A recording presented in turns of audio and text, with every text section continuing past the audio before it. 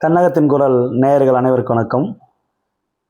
நீங்கள் இந்த வீடியோவை தொடர்ந்து கண்டுகளிக்க கன்னகத்தின் குரல் யூடியூப் சேனலை சப்ஸ்கிரைப் செய்ய வேண்டுமாய் கேட்டுக்கொள்கின்றோம். நடைபெறக்கூடிய 2026ஆம் ஆண்டு சட்டமன்ற பொதுத் தேர்தலில் 234 தொகுதிகளிலும் எந்தெந்த கட்சி சார்பில் யார் யார் வேட்பாளராக நிற்க உள்ளார்கள் என்பதை நாம் இந்த கன்னகத்தின் குரல் வழியாக நாம் தொடர்ச்சியாக சொல்லிக்கொண்டே வருகின்றோம். அந்த வகையில் இன்று நாம் பார்க்கக்கூடிய தொகுதி ராமநாதபுரம் மாவட்டத்தில் உள்ள திருவாடானை சட்டமன்ற தொகுதி.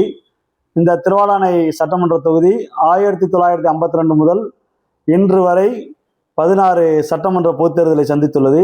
இந்த 16 சட்டமன்ற பொதுத் தேர்தலில் 11 முறை காங்கிரஸ் கட்சியே அங்கு வெற்றி பெற்றுள்ளது.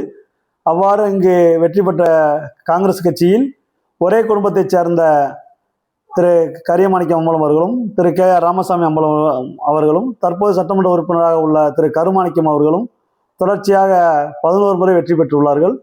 இந்த தொகுதியில் 2 முறை திராவிட முன்னேற்ற கழகமும் 2 முறை அண்ணா திராவிட முன்னேற்ற கழகமும் இந்த தொகுதியில் வெற்றி பெற்றுள்ளது.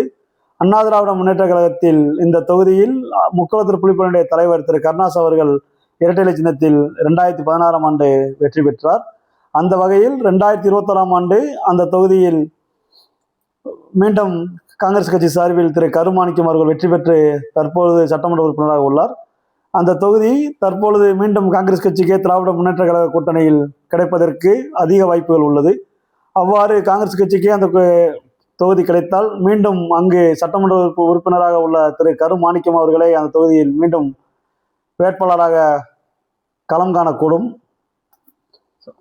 அந்த தொகுதி மீண்டும் திராவிட முன்னேற்ற கழகம் போட்டியிடுவதாக இருந்தால் அந்த தொகுதியில் முன்னாள் சட்டப்பேரவை உறுப்பினர் முன்னாள் சட்டப்பேரவை உறுப்பினர் முக்குளத்தூர் புலிப்படையினுடைய தலைவர் திரு கருணாஸ் அவர்கள் தற்பொழுது திராவிட முன்னேற்ற கழக கூட்டணியில் உள்ளார். அவர் மீண்டும் இங்கு உதயசூரியன் சின்னத்தில் களம் காணலாம். அவர் இல்லை என்றால் மீண்டும் திராவிட முன்னேற்ற கழகம் அங்கு போட்டியிட்டால் முன்னாள் மாவட்ட கழகத்தினுடைய செயலாளர் முன்னாள் அமைச்சர் சுப தங்கவேலன் அவர்களுடைய மகன் முன்னாள் மாவட்ட செயலாளர் திரு சூபாதா திவாகரன் அவர்கள் 2016ஆம் ஆண்டு குறைந்த வாக்கு வித்தியாசத்தில் திரு நடிகர் கருணாஸ் அவர்களிடம் தோற்று போனார். அவர் மீண்டும் இங்கு களங்காணலாம் என்பது இங்கு உள்ள ஒரு வாய்ப்பாக உள்ளது. இந்த 2 பேர் களம் காணவில்லை என்றால் மூன்றாவதாக ஒரு நபர் களங்காண்பதற்கு தயாராக உள்ளார்.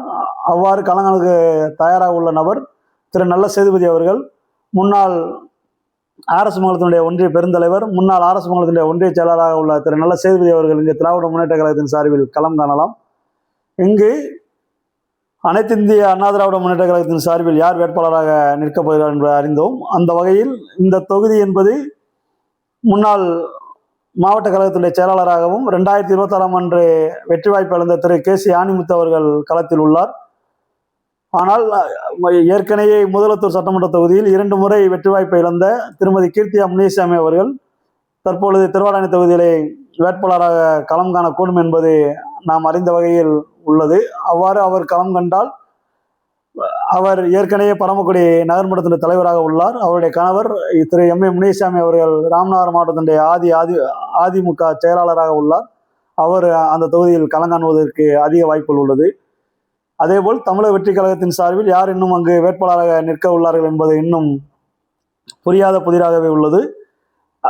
அதேபோல் அங்கு நாம் தமிழர் கட்சியின் சார்பில் அதன் தலைமை ஒருங்கிணைப்பாளர் திரு சீமான் அவர்கள் வேட்பாளர் அறிவித்து அவர்கள் தற்போது களத்தில் மும்முரமாக பணியில் ஈடுபட்டுள்ளனர்.